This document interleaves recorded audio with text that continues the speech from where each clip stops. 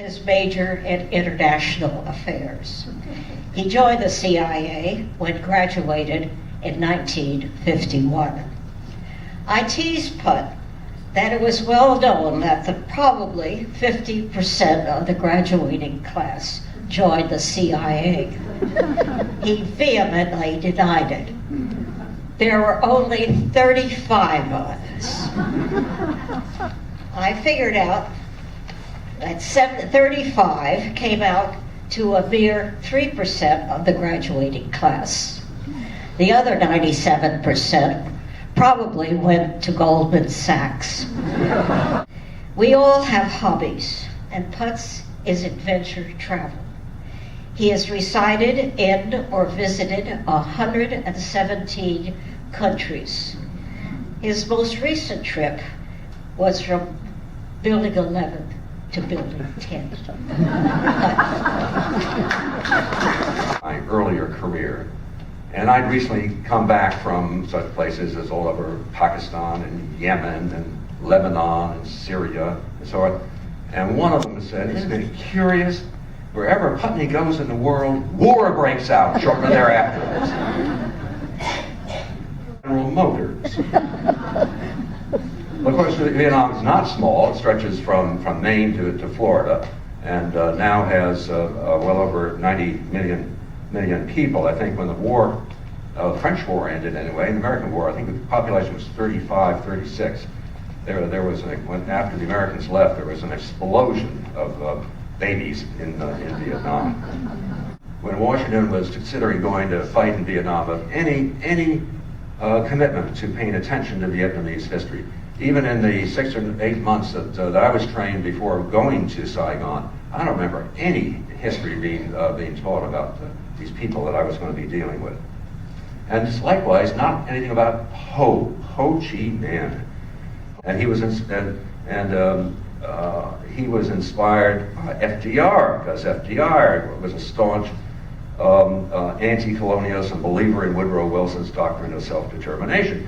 In 1944, FDR is recorded as saying, "I will fight with all my might against the French further imperialistic ambitions. France has milked Vietnam for 100 years, but FDR was dead a month later, and that was the end of that. In the 40s to freedom and independence.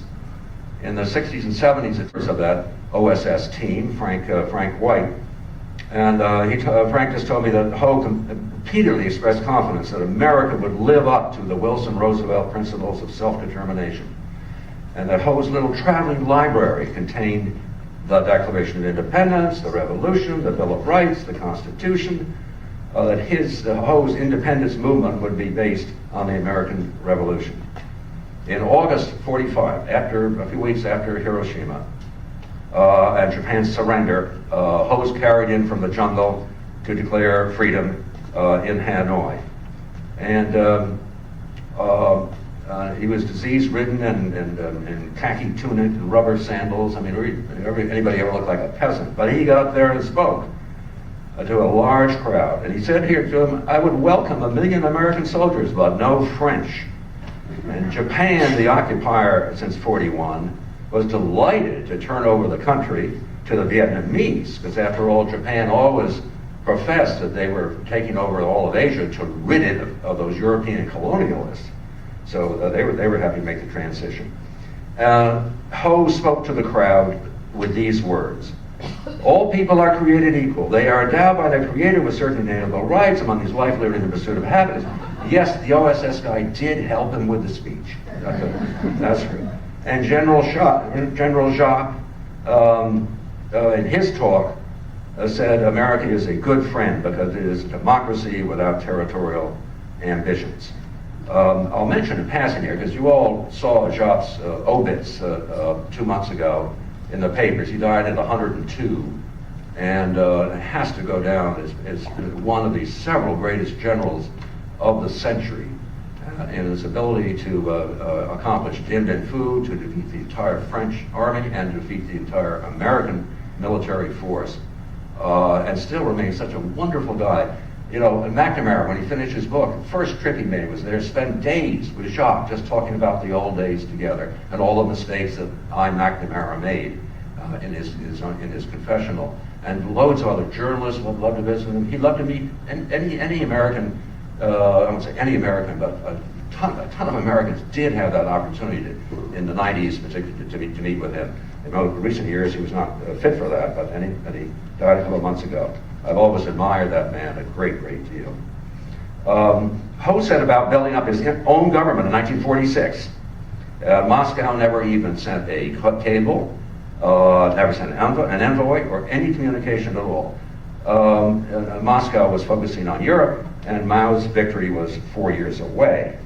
So then the French just started landing troops at Haiphong and taking over Hanoi and Saigon and taking it over.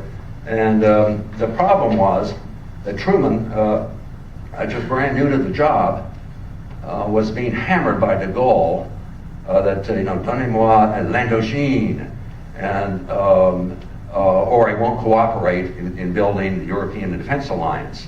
And Truman and Atchison and Marshall all caved in.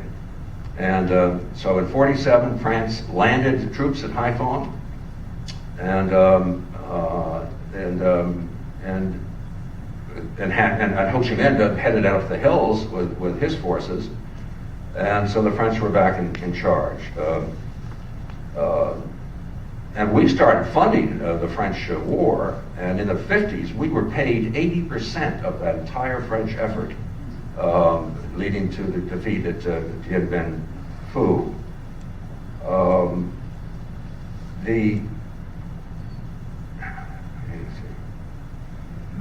Needless to say, Ho Chi Minh was fatally disillusioned by all this American inaction and what he was going on. It's like, who the hell's going to help me now?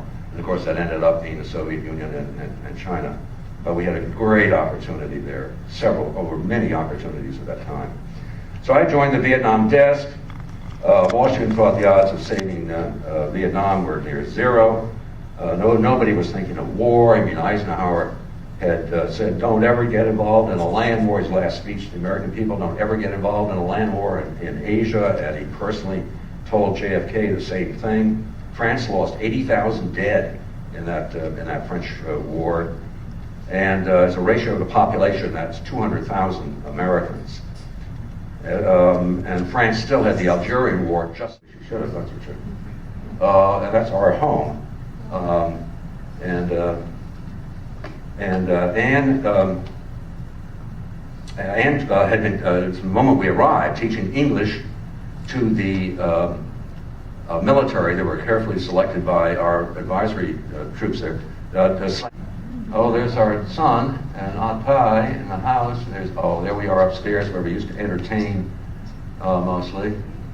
And we entertained there. We also, at one point, usually brought people up here for cocktails.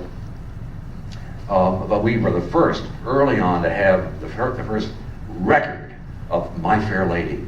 And we were suddenly so popular in the diplomatic community there. Everybody wanted to hear My Fair Lady. Vietnam. It was a very peaceful time because the Geneva Conference had declared there would be elections, north and south, within 2.5 years. And so Ho Chi Minh up there made very clear instructions to all his Libyans down there: don't start killing any Americans, and don't even kill any Vietnamese. So it was a peaceful time. And so I could take off with her students. And right in the middle is our son Brad. He's looking like that Kennedy. He's got a salute in the middle there. The fourth guy in, most of these guys ended up being generals, and the fourth guy in ended up being president. So for the last 7 years of American presence in Vietnam, he was Nguyen Van Thieu, Thieu. He was the president of the country. And there's Anne with the military chief of staff, Tran Van Do, again with students and military officers. And so you can see that Anne had a very interesting time in her own professional way there.